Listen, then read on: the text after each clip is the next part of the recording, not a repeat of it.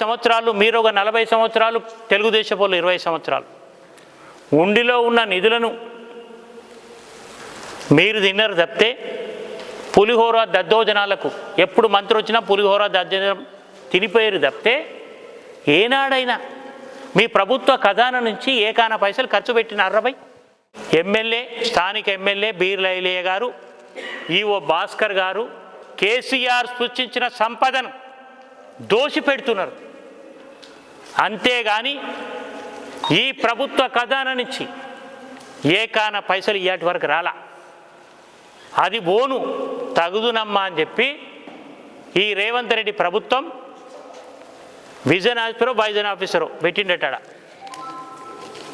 తిరుమల దేవస్థానంలో. ఆ సెలెక్ట్ చేసింది ఎవరిని? ఆంధ్రోని. గణేష్ అని ఆంధ్రోని సెలెక్ట్ చేసి ప్రభుత్వం నీ నుంచి నీకు వానికి చుట్టం కాబట్టి చంద్రబాబు నాయుడికి నీ ప్రభుత్వం నుంచి 1 లక్ష ఇస్తావా, 5 లక్షలు ఇచ్చుకో, నాకేం అభ్యంతరం లేదు. కానీ నువ్వు రూపాయి ఏకాన పైసలు పెట్టనోనివి ఈ సంపద మా యాదగిరిగుట్ట ప్రజల సొమ్ము దోసుకపోవడానికి కంకణ బద్దులై ఆయన 1 లక్ష రూపాయల జీతమట దేవస్థానం ఇవ్వాలట. ఇదెక్కడ న్యాయమండి? ఈ ప్రతినిధులు ఏం చేస్తున్నారు? కోమటిరెడ్డి వెంకటరెడ్డి గారు చాలా మాట్లాడతావు కదా, నువ్వెవరైనా చేసినవా? పులిహోర దద్దోజనం తినబోతే నువ్వు దద్దమ్మవే, నీ ఐలయ్య గారు కూడా దద్దమ్మనే. ఎదిరించండి. ఒక ఆంధ్రోనికి మా పైసలు ఎట్లా తీసుకుపోతారు? 1 లక్ష రూపాయలు ఎందుకు ఇవ్వాలా మేము?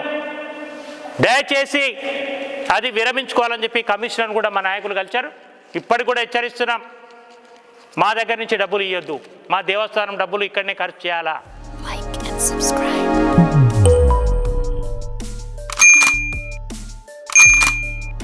Like and subscribe.